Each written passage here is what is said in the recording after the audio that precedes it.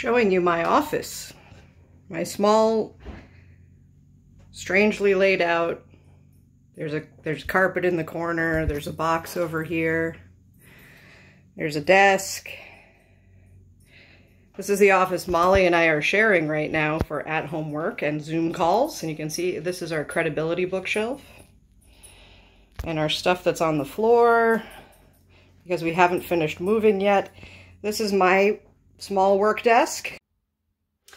So now that I've taken you on a little tour of my office that is in some sort of disarray and shown you a little bit of what's going on in my life, I wanted to share with you a couple of ideas and a couple of ways that you might be able to practice stability and find stability in God during this time that we're apart and that we have a little bit of instability in our lives, whether it's coming from work schedules and school schedules and locations that are changing, or whether it's coming from other things that are not COVID related that are changing and difficult in our lives, or whether it has to do with larger political forces that are making us feel unstable.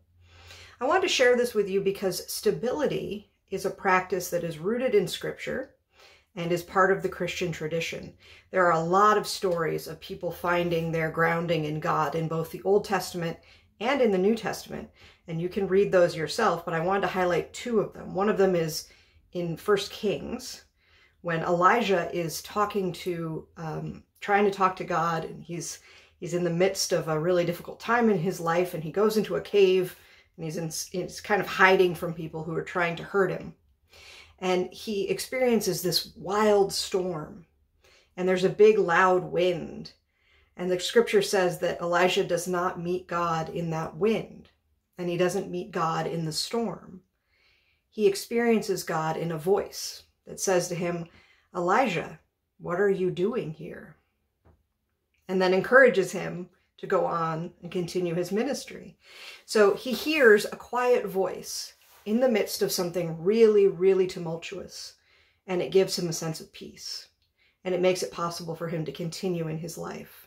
But I also want to mention another time in the scripture in Luke, when Jesus sends out the 72 disciples to be messengers and to talk about the good news. And he tells them specifically that once they find a place to be, once they find a place that accepts them, they are to stay there. They are to stay there for a period of time, eating whatever the people provide, accepting the support of those people, and preaching the good news. So this has been a common practice for Christians for a long time, to establish a community and set it up and stay there for a time. It doesn't have to be forever. There are people who do enter Christian community for their whole lives, and they commit themselves strongly to that, and they are monastics, monks and nuns. And a lot of them base their stability on the rule of Benedict. So Benedict had two major concepts in the rule. One of them was ora, or prayer, and the other was labora, or work. And these formed the backbone of the rule of life that Christian monastic communities derived from him have followed for hundreds of years.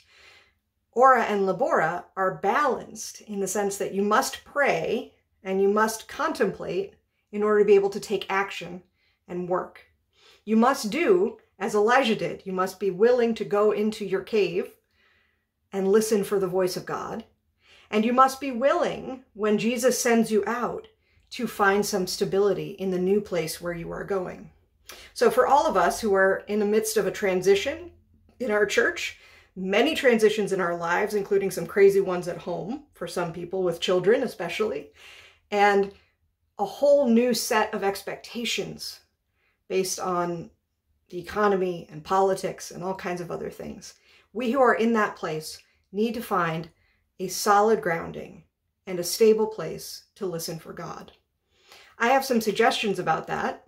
You might think about joining me in learning about praying the daily office, which we are doing twice a week now. We are doing it on Tuesday nights at 5:30 on Zoom, and we are doing it on Wednesdays at noon on Zoom, both times. So you don't have to leave your house.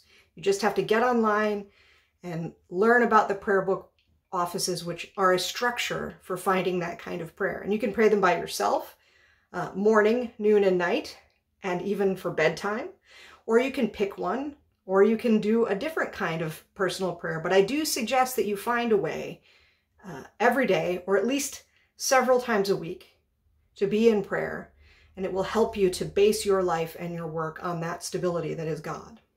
It also will expose you to the scripture so that you can be aware of these great stories and these ways that people have dealt with turmoil and difficulty in their lives.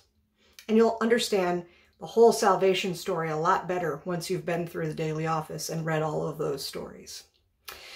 I also have another suggestion for you. Now that we are live streaming every week, going forward, we are going to be live streaming at 10:30 from Christchurch, and that will also be posted on the St. Martin's Church YouTube page. And if you can't join us at 10:30, I suggest you set an alarm and you sign yourself up to go to church at 10:30 for at least 6 weeks, every week. And if you can't do it at 10:30, do it after that. So go to our website, go to christchurchithen.org and click on the live stream, or go to the St. Martin's YouTube page, and that's where you'll find it as well. If you are struggling to set up a prayer practice, or you're not sure how to do it with your kids, or you just feel a little bit overwhelmed by the whole idea, please don't hear this as something else you need to do. Hear it as a place to find refuge in God. And if you need any help, feel free to email me or call me or text me. I do hope that you will remain connected to your church, to Christchurch Ithen and to St. Martin's Radnor, and to the bigger, holy Catholic Church of God through these prayer practices.